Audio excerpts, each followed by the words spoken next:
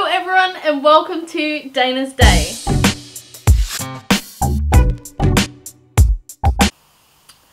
I was going to wear my glasses in this video to make myself look more sophisticated, but you can see the window reflection. How annoying. And now my hair looks really... ugh. I know it's boring, but it's out of my face. Okay, so on to today's video.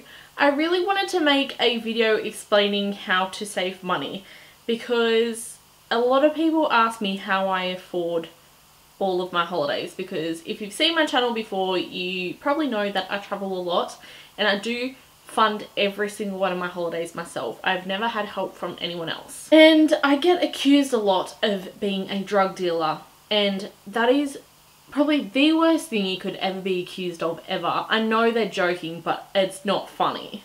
So I thought I would make a video to tell everyone how to afford a holiday. So here is how to save money. These are my tips on how I have made it work for myself. And I'm going to kick it off by, one second, grab yourself a money box. Money boxes are like the best things ever invented. I got this one for Christmas, and honestly I didn't have one myself before that because all of mine were too small, or yeah, I just get through them really quickly. So I got this one for Christmas and I've been saving ever since. I counted it the other day and it has over $370 in it. So what, in like 4 months, I've just managed to save that from all the scrap that's in my wallet. I've put straight in here and it is saved up that much. By the time this is full, it is going to pay for my next holiday, which is my cruise to Fiji in August. Another tip I have, and something I did for myself, was go and buy yourself a notebook and label it your budget book. So this is one I had years ago. I don't use one anymore just because I feel like I don't need it, but back in the day I did. So pretty much I have just written down the date, how much I'm going to get paid, and a list of all the things I have to pay and how much I will end up with once I've paid my bills. And then out of that money I will then save some more.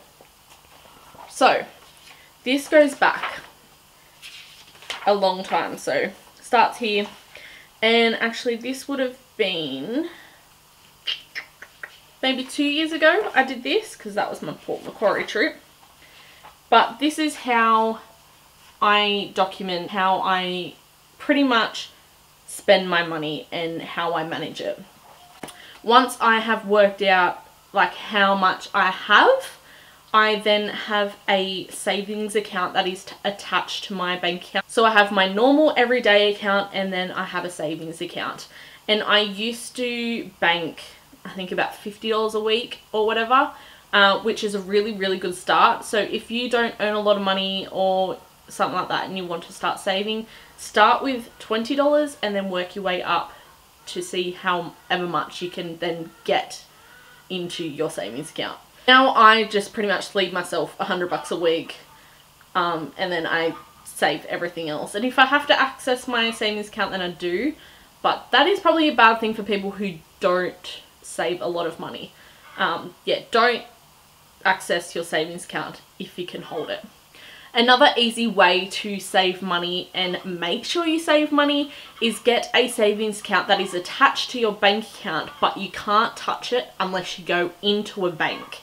So this is one where you can transfer money into from your everyday account, but you have to go into a bank and ask for the money out and have proof of ID and stuff like that.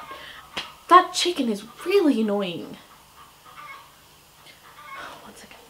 Shut up.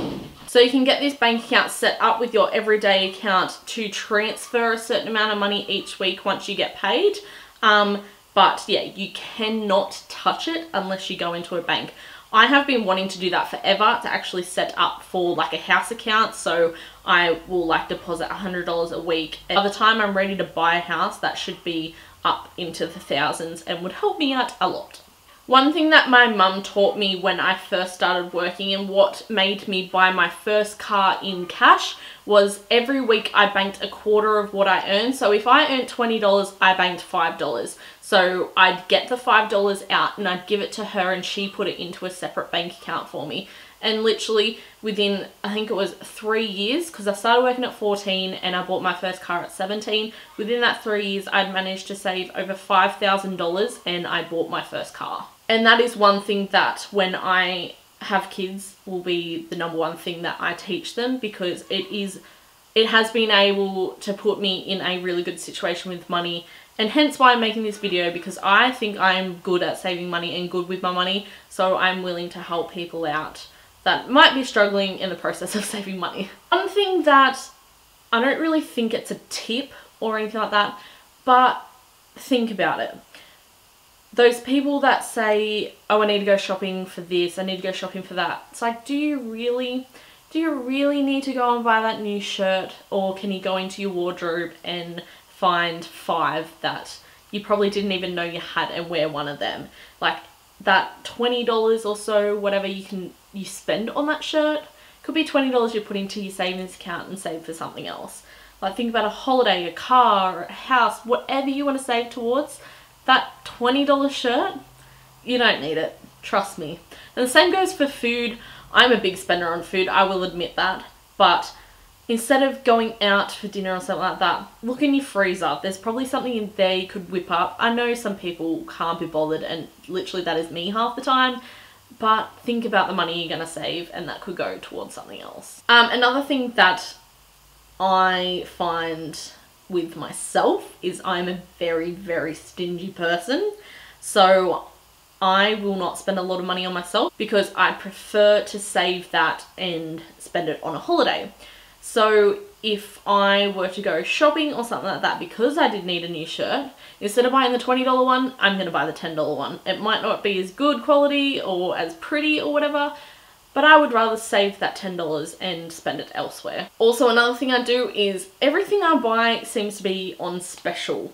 I just look for the things that have the little orange tag or something like that. Always go to the sale racks, because I will not ever, ever, ever spend full price on something. Ever. Ever. Especially when you can literally go and find the same thing cheaper somewhere else. Literally, okay, for example, I collect DVDs. I will go to, say, JB Hi-Fi, I'll look at how much it is there, and then I'll look online where, like, how much it is at Kmart or Big W or something like that. If it's cheaper somewhere else, I'm gonna go somewhere else if they don't price match. Another thing my mum does to save money, I don't do this personally, but I know she does. She saves her $5 notes and puts them in a money box. She uses self-serve a lot, which they don't generally spit out like $10 notes or $20 notes for that matter. It's always in 5. So every $5 note she gets, she puts in a money box, and they add up a lot quicker than coins do. And then once she has a good amount of a $5 note stack, she'll go and put it into her bank account, and then she can access it. I honestly can't think of any other tips at the moment that I use for myself, but if you have any other suggestions or any questions, please leave them down below, and I even might take them on board, or anyone else watching this video it might help them as well. So let's all help each other out here. Yeah, I hope this video helped in some way or another, and yes, get saving. Save for that holiday or whatever you want to be saving for, and yeah, enjoy. Alright, thanks for watching. Bye!